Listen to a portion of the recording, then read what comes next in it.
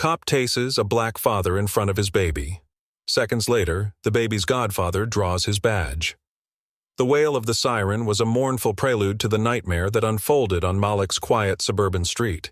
He'd just finished buckling his 6-month-old son, Jamal, into his car seat, a familiar morning ritual, when the patrol car screeched to a halt beside his beat-up sedan. Officer Miller, a man whose reputation for aggressive policing preceded him, emerged, his hand already on his taser. "License and registration," Miller barked, his eyes narrowed, scanning Malik's dark skin, then the gleaming new car seat. Malik's heart hammered against his ribs. He'd done nothing wrong, just heading to drop Jamal off at daycare before his shift at the community center. "What's the problem, officer?" Malik asked, trying to keep his voice steady, his hands visible. Jamal, sensing the shift in atmosphere, began to whimper. "Don't play innocent with me, boy. We got a report of a stolen vehicle matching this description." Miller's gaze lingered on the older model car, the one Malik had worked 2 jobs to pay off. Malik felt a cold dread settle in his stomach. This wasn't about a stolen car. It was about him, about his skin, about assumptions. "There's no way," Malik asserted, pulling his wallet from his back pocket, moving slowly, deliberately.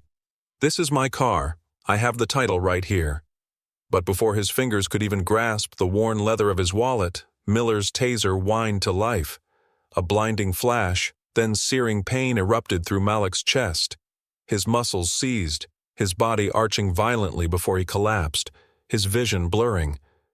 The last thing he saw before darkness claimed him was Jamal's terrified, tear-streaked face. Malik awoke to the chaotic symphony of flashing lights and muffled voices.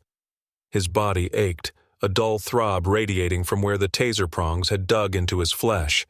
Jamal's cries were closer now, frantic and heartbreaking. As his vision cleared, he saw Officer Miller, smirking, a triumphant glint in his eyes, holding Jamal awkwardly. Then a new voice cut through the tension, sharp and authoritative. "Officer Miller!" What in God's name is going on here? Malik's blurred vision struggled to focus on the new figure. Tall, broad-shouldered, with a stern face that Malik recognized instantly. A badge glinted on his belt. It was Detective Marcus Thorne, Jamal's godfather, Malik's oldest friend, and a man he trusted with his life. Relief, potent and overwhelming, washed over Malik, momentarily eclipsing the pain. Miller's smirk faltered, replaced by a strained politeness. "Detective Thorne, sir. Just a routine stolen vehicle stop. The suspect resisted." Marcus's eyes, usually warm and full of laughter, were now like chips of ice as they landed on Miller, then on Malik, sprawled on the pavement. He knelt beside Malik, his hand gently touching his shoulder. "Malik, are you all right?" His voice was low, laced with fury that only Malik could detect. Malik pushed himself up, wincing. "He tased me, Marcus, in front of Jamal. He said my car was stolen." Marcus slowly rose, his gaze never leaving Miller. "Is that so, officer? Because from where I'm standing it looks like you assaulted an innocent man, and you're holding his child without cause."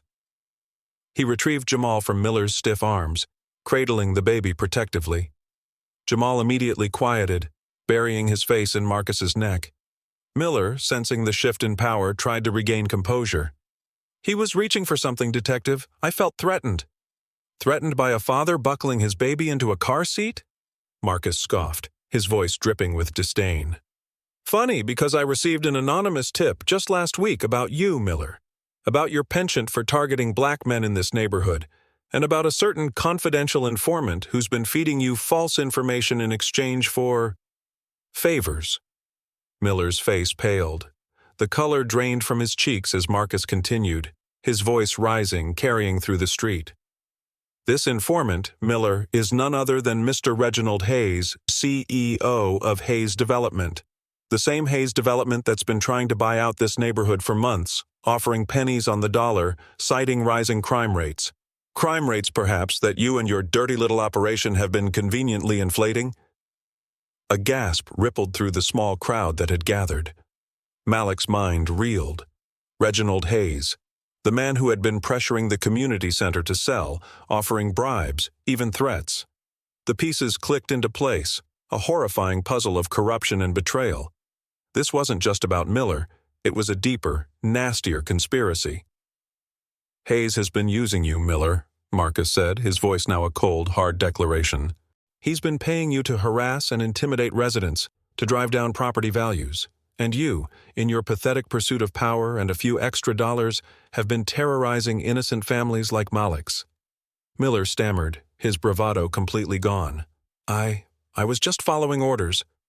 "Orders from a corrupt businessman, not the law," Marcus interjected, his eyes burning.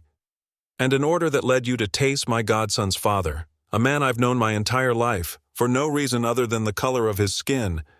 This isn't just a police brutality case, Miller. This is a federal investigation into a conspiracy to defraud and intimidate. And you, my friend, are going to be at the very top of the witness list, if you cooperate." The arrival of more patrol cars, this time with internal affairs emblazoned on their sides, confirmed the devastating impact of Marcus's revelation. Malik watched, a bitter satisfaction rising within him as Miller was cuffed and led away, his head bowed in shame. Marcus handed Jamal back to Malik, his touch gentle.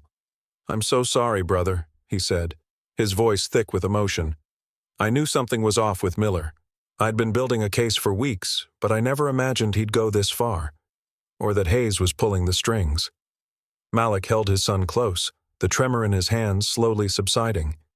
The physical pain lingered, but a different kind of wound, the one inflicted by injustice, was beginning to heal. He looked at Marcus, his oldest friend, who had, in seconds, turned a nightmare into a sunrise of justice.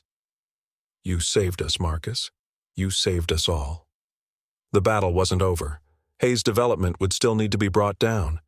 But as Malik watched the flashing lights recede and felt Jamal's warm, small hand grasp his finger, he knew that with allies like Marcus, and with truth on their side, they would prevail. The taste of revenge, sweet and righteous, was a potent promise.